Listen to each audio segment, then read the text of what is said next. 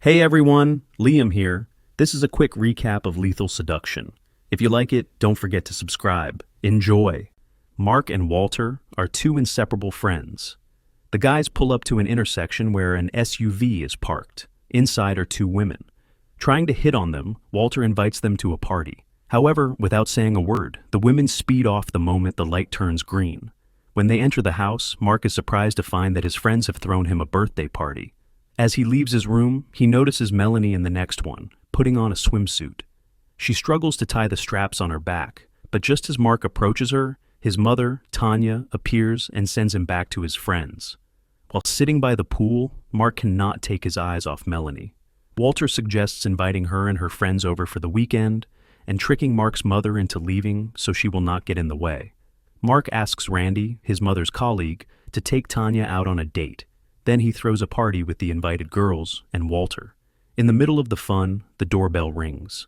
At the door is Pastor Williams, whom Tanya had invited over to talk to Mark while she is out on a date with Randy.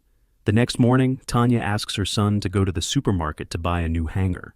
At the store, a woman asks Mark to help her choose a product, thinking he works there. It is not a problem for Mark.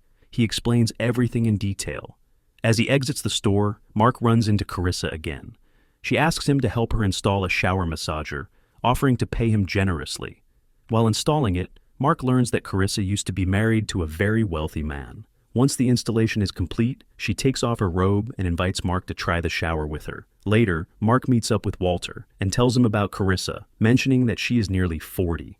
That evening, Tanya and Randy are putting together a puzzle. When Tanya sees Mark all dressed up, she asks where he is going. Upon learning that he has a date, and not with Melanie, the girl he always liked, Tanya demands to know with whom. Otherwise, he will not get the car. But the truth is, Mark does not even need the car. At the restaurant, Carissa asks Mark about his interests. He is an aspiring programmer and shows her the app he developed, designed to make life easier for single women. Carissa says she knows people at a major tech company and can speak to them on his behalf, but in return, she wants something serious from Mark. When she goes to the restroom, a stranger approaches Mark and warns him to stay as far away from Carissa as possible. When she returns, the two of them leave the restaurant. The next morning, Tanya scolds her son for coming home so late. Tanya senses Mark is getting curious about some dangerous stuff.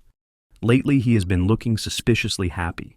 Mark tells his mother that he will not be home for dinner and leaves. At her home, Carissa tells Mark that she has been a widow for 5 years. The luxurious house once belonged to her husband, a wealthy broker. When Mark returns home, Tanya tries to talk to him, but he quickly runs into the bathroom. After he leaves, Tanya notices his clothes scattered on the floor. Picking up the phone that had fallen from his shorts pocket, she finds out about Carissa. Meanwhile, Carissa is sitting in front of a mirror, taking some pills. Then, in a sudden burst of emotion, she smashes the mirror with her fist. That evening, there is a knock at Tanya's door. Mark opens it and finds Carissa standing there. Upon hearing her name, Tanya is visibly shocked to learn who her son is dating. During dinner, a tense argument breaks out between the two women. Carissa does not like how dependent Tanya is on her son. Angered by Carissa's behavior, Tanya begins scolding her, convinced that she is using Mark for her own purposes. Carissa, in turn, is upset that Mark did not defend her during the argument. When she asks if he even knows what he wants out of life, Mark quietly sits next to her and shows respect, which deeply disappoints his mother. Later, while swimming in the pool, Carissa suggests trying something more dangerous and handcuffs Mark to the pool ladder. The situation nearly ends in tragedy. While her son is out, Tanya searches Carissa's name online and finds disturbing articles about the woman. The next morning, Mark wakes up to Carissa's kisses. Tanya comes to visit in an attempt to apologize, but Carissa cruelly laughs in her face and slams the door. At breakfast, Carissa suggests that Mark move in with her. However, he refuses. His mother constantly needs his help. And besides, summer is almost over, which means he will be moving to another city for college soon. Hearing this, Carissa asks the guy to leave. Meanwhile, Tanya writes a letter to Melanie, pretending it is from Mark, and invites her over, hoping to distract her son from that toxic woman. When he sees Melanie, Mark turns down Carissa's offer to move in with her. Tanya gives her son some money for ice cream and lets him go out with Melanie. Gathering his courage, Mark kisses her. And at that very moment, Carissa, secretly watching them, sees everything. Mark says he will call Melanie the next day and heads home. But as Melanie gets into her car, she is ambushed by Carissa, who threatens her with a knife and demands that she never see Mark again. The next day, Mark cannot reach Melanie. At the aquarium where Randy and Tanya work, Carissa unexpectedly shows up. She starts trying to seduce Randy, but he refuses to play along and firmly asks her to leave. Eventually, Mark manages to call Melanie again, but she asks him not to contact her anymore. As soon as she hangs up, Carissa calls Mark and tells him that her friend from a tech company is coming over that day, and that she will pick Mark up in the evening. During Mark's presentation, the company representative is impressed by his app.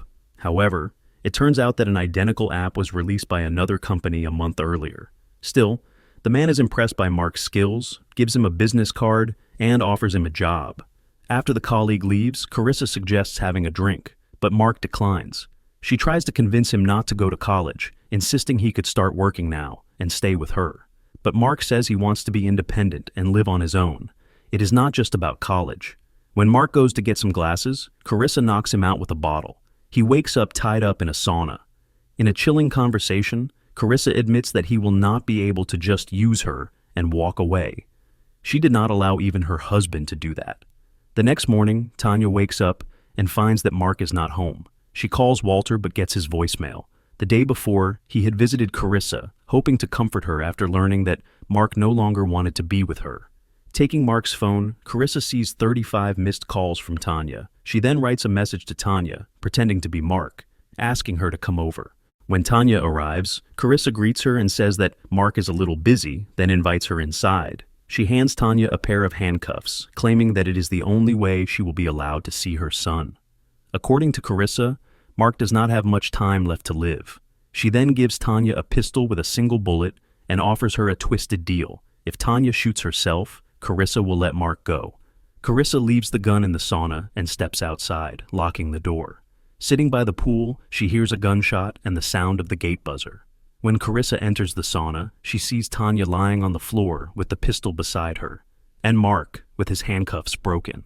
Suddenly, Tanya jumps up and attacks Carissa, and a fight breaks out between them. Enraged, Tanya slams Carissa against the burning sauna stones, causing her to lose consciousness. Tanya then pulls Mark out of the sauna and lays him down by the pool. At that very moment, Carissa bursts out with a fire poker in her hands.